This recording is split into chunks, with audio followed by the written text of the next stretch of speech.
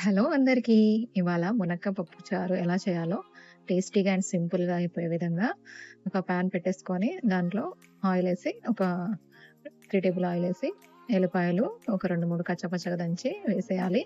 జీలకర్ర, ఆవాలు, ఎండుమిర్చి, కరివేపాకు వేసి కొంచెం దూరగా వేయించుకోవాలి.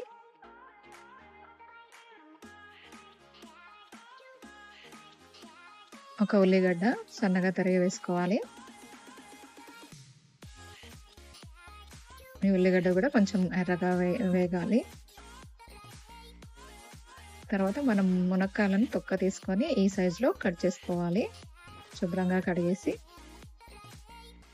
నేనంతా కొంచెం బాగా కలిపేసి టేస్ట్‌కి తగ్గట్లు ఉప్పు, పసుపు, హాఫ్ స్పూన్ పసుపు, కారం ఒక స్పూన్ వేసుకోండి. నేను పిల్లలు తింటారు కాబట్టి కొంచెం వేసాను. ఇవన్నీ బాగా వేగాలి. వేగాక ఒక 2 టమాటోస్ వేసుకోవాలి.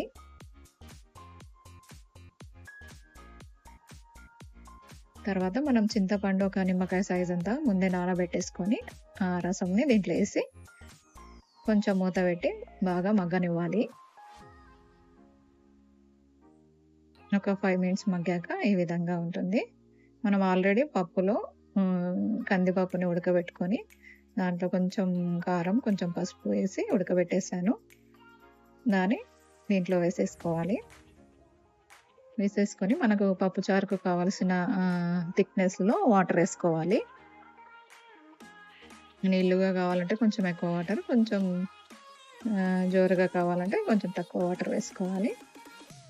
నేను మీడియంలో వేసేస్తున్నాను. ఇప్పుడు ఇదంతా కలిపేసేయాలి.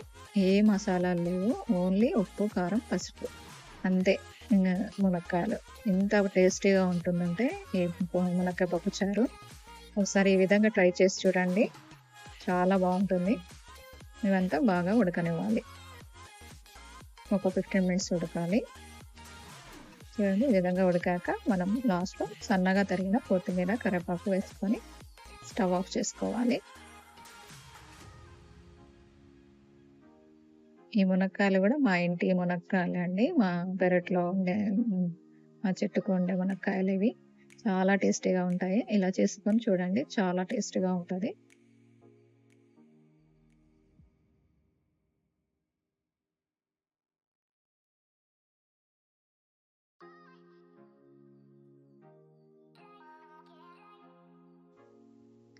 ఈ రెసిపీ నచ్చితే please subscribe my channel. Support me. Thanks for watching.